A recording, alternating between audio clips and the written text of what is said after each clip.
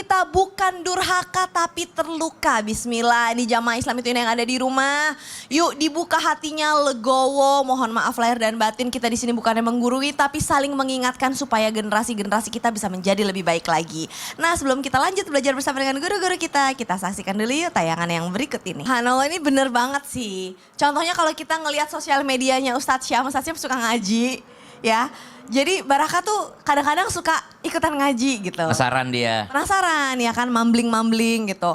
Kalau saya kan misalkan contohnya pendiam, tapi kok anak saya bisa cerewet banget ya? Ya padahal ibunya pendiam banget. Padahal gitu ibunya ya. pendiam banget, saya juga bingung. Iya, Caca. Caca pendiam. Pendiam, saya ngomong kalau lagi kerja gitu. Itu kan jadi anak itu memang sangat-sangat ngikutin orang tua banget. Tapi kadang-kadang Afwan, kita sebagai orang tua kurang sadar. Kayak, ini anak kok kayak gini sih sikapnya. Dia ngelihat siapa sebelum ngelihat teman-teman dan tetangganya kan harusnya kita duluan. Gimana caranya supaya kita bisa mengingatkan diri sendiri bahwa perilaku kita itu pasti akan ditiru oleh anak. Silahkan Ustaz. Tapi guru kami Ustaz Maulana, Ustaz Romla, Kak Caca, para alim ulama, para jamaah yang belakang Allah Subhanahu wa taala, kita buka dengan membaca Al-Qur'an surah As-Saffat ayat 100 sampai 102. A'udzu billahi minasy syaithanir rajim.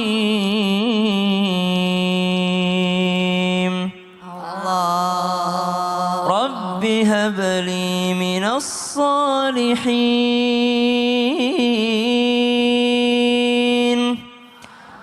Fabashsharnahu bighulamin halim.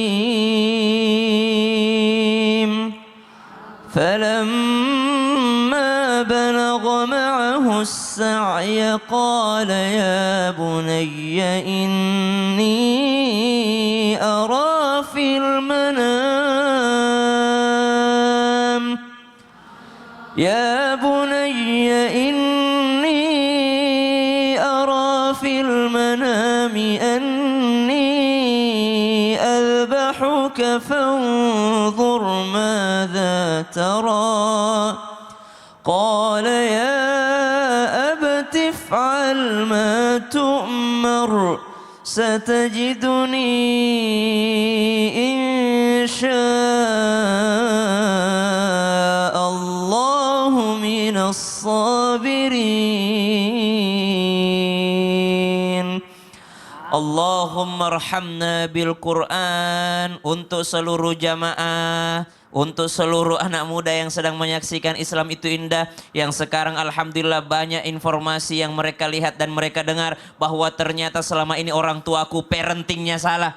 Maka garis bawahi, dahulu orang tuamu tak memiliki ilmu parenting. Dahulu orang tuamu tak tahu tentang psikologi anak. Maka jangan juga ketika kita membahas tema ini langsung mengatakan, oh pantas aja saya benci emakku ya. Ternyata memang emakku yang salah. Enggak gitu, bukan tema untuk itu. Hari ini kita bahas ini bukan untuk membela anak-anak sebagai dasar dalil supaya dia bisa durhaka kepada anaknya. Tidak. Tapi untuk bermuhasabahnya orang tua dicatat. Sebenarnya gimana sih baiknya dalam Islam? Kita bersikap agar semua perilaku kita ditiru sama anak. Agar perilaku yang baik ditiru. Tapi perilaku yang tidak baik tidak ditiru oleh anak. Maka yang pertama, tunjukkan yang baik-baik saja. Jawabannya tunjukkan yang baik, baik-baik saja. Bukankah dalam Al-Quran disebutkan bahwasanya ada waktu-waktu di mana anak itu mesti wajib izin sama orang tuanya sebelum masuk ke kamar orang tuanya? Bukankah dalam Islam diatur bahwasanya jangankan kepada orang lain, kepada anak pun orang tua tidak boleh serta-merta membuka auratnya? Berarti ada sesuatu yang tidak mesti semua anak melihatnya. Contoh kapan? Ketika ada perdebatan suami dan istri, diusahakan betul agar anak tak melihat, tak mendengar sehingga tak mencontoh. Bukankah ibu itu adalah al-madrasatul ula? Kemudian ketika seorang orang tua itu tidak senang kepada orang lain, bukan curhat kepada anak, mama tuh gak suka banget kalau ketemu sama dia, soalnya begini. Subhanallah, maka dia mencontoh perilaku gosip sama emaknya sendiri. Perilaku ngomongin orang sama emaknya sendiri. Maka dicatat, berhati-hatilah bersikap di depan anak. Karena sikap kita akan menjadi cerminan untuk anak di masa depan. Tapi sekali lagi, ini bukan untuk anak-anak mengatakan, saya begini karena dulu mama begini. Bukan. Kita tetap berusaha berbakti, berusaha menjadi anak yang baik. Meskipun kita tidak terlahir dari orang tua yang baik. Masya Allah, tabarakallah, jazakallah khair. Terima kasih Ustadz Syam, kasih tepuk tangan dulu dong. Nah, catet ya tadi surat As-Saffat ayat 100 sampai 102 buat pengingat kita sebagai orang tua. Hati-hatilah dalam bersikap di depan anak-anak, itu cerminannya kita loh. Nah, tadi juga ada quote-nya nih yang penting, coba catat mana bolpennya mana, pensilnya mana, bukunya. Tadi Ustadz Syah mengingatkan kita bahwa berhati-hatilah bersikap di depan anak karena sikap kita akan menjadi cerminan untuk anak di masa depan. Dan sekarang nih kayaknya jamaah yang ada di studio pengen banget nih nanya sama guru-guru kita. Langsung aja yuk kita masuk ke segmen Tanya Dong Ustadz. Kami semua tanya dong Ustaz. Angkat tangannya siapa yang mau nanya? Ayo angkat tangannya Bu. Ayo sini, tumben-tumbenan nih ada anak muda nih. Pengen nanya apa, aku kasih kesempatan coba. Dari mana, siapa namanya, cantik? Assalamualaikum warahmatullahi wabarakatuh. Waalaikumsalam warahmatullahi wabarakatuh. Nama saya Nisa. Saya mau bertanya Oke, sama siapa mau nanyanya? sama Ustadz Maulana. Boleh, Ustadz Maulana. Oke Mbak Nisa, mau nanya apa?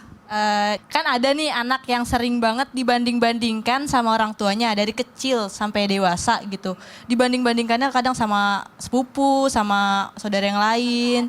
Iya, sama adik-adiknya gitu. Tapi giliran anak yang membanding-bandingkan orang tua nih dibilangnya malah durhaka Bandingin orang tua sama siapa? Sama orang tua tetangga. sama orang tua yang lain. Oh, orang tuanya temen gitu ya. Iya, Oke. kayak gitu kan. Terus gimana sih caranya supaya hati anak yang udah terluka nih gara-gara dibanding-bandingkan terus bisa mudah memaafkan dan juga tidak dendam kepada orang tuanya. Ih, bagus banget pertanyaannya. Terima kasih Ya, di sini Mbak aja Anissa. Oh, di sini aja. Khusus dia di sini aja. Oh iya, sudah. Supaya selesai persoalannya. Oke. Dengarkan baik-baik. Buat semua anak, ketahuilah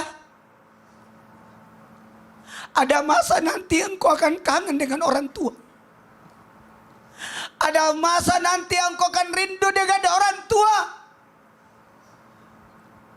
Satu, buat anak.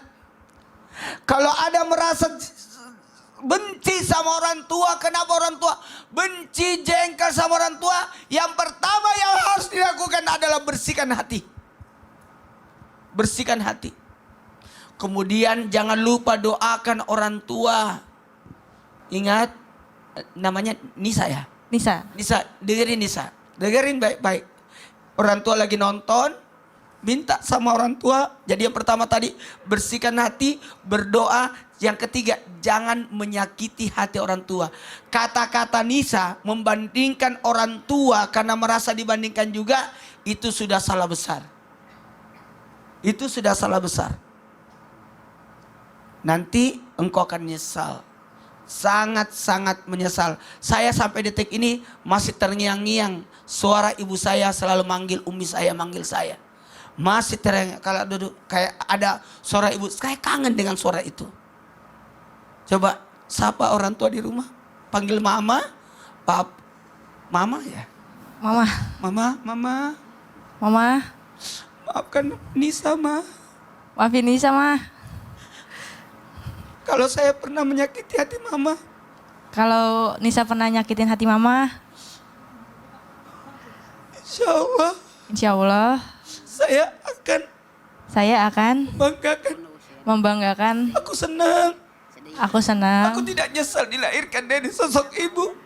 Aku tidak menyesal. Aku tidak menyesal dilahirkan dari sosok ibu seperti Mama. Oke. Peluk. Peluk aku dong masa peluk Ustadz Maulana. Aduh, kamu papa masih ada kan? Alhamdulillah masih. Subhanallah. Papanya masih ada, alhamdulillah. Hubungan sama papa baik kan? Baik. Alhamdulillah baik. Soalnya takutnya kamu mencari sosok orang tua, minta dipeluk Ustadz Maulana. Nggak boleh, minta didoain boleh. Mungkin Ustadz Maulana dianggap orang tua Kak Iya, Caca. dianggap orang tua tetap nggak boleh. Kalau minta doain boleh. Ustadz Maulana doain ya, doain Ani. Ya gini juga, mohon maaf kepada orang tua dimanapun berada. Orang tua, kalau tadi anak ada 3 yang harus dilakukan. Bersihkan ketika terjadi konflik ya. Yang pertama, bersihkan hati dulu. Yang kedua, doa. Yang ketiga, jangan pernah menyakiti orang tua. Maka fokuslah untuk cari solusi. Sementara orang tua, nih.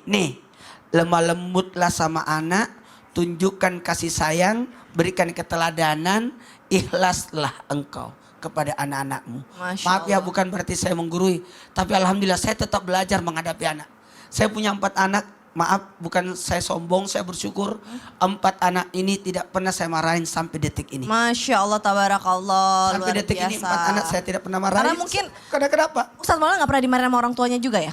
Ya nggak pernah juga. Ya kan, karena pernah juga. itu mudah jadi. Tapi buat anak-anak yang terluka, generasi terluka ini Bisa. mereka tuh harus belajar buat Pulang memutus dari tali sini itu. peluk orang tua. Iya. Peluk orang tua, jangan peluk orang. Jangan peluk saya. Jangan peluk Ustadz Maulana. Baik, jazakallah khair. Terima kasih Ustadz Maulana. Kasih tepuk tangan dulu dong Nisa, silakan kembali ke tempat duduknya. Maksud saya tadi Iya. Caca yang meluk. Paham. Peluk Tapi sih, kan? Isa tidak sadar kalau ada cacat di belakang. Dikiranya Nggak dia. apa-apa. Jadi tidak salah juga nih Iya, saya. iya. Saya yang salah. Harusnya Enggak. saya cuma Caca. Nih, kalau kita tolong belajar dipeluk. adab dari guru kita, selalu nggak mau ngeliat kesalahan orang lain, selalu ngerasa dirinya yang salah. Masya Allah, tabarakallah. Kasih tepuk tangan dulu dong, Bu. Itulah kita kalau belajar adab dari guru kita ya, Ustadz Maulana ya, Masya Allah, tabarakallah. Habis ini kita akan belajar nih sama Ustadz Syam nih, tentang gimana sih caranya supaya kita sebagai orang tua itu tidak memaksakan kehendak kita. Karena kadang-kadang kita pengen kasih jodoh yang terbaik, kasih sekolah yang terbaik. Kamu nggak boleh ngambil jurusan ini, harus ambil jurusan itu. Tapi itu justru membuat trauma tersendiri buat anak. Gimana caranya? Habis ini siapin catatannya, jangan kemana-mana. Tonton Islam Itu Indah sampai habis. Jadi jangan kemana-mana, tetap di Islam Itu Indah. Jamaah, jamaah. Alhamdulillah.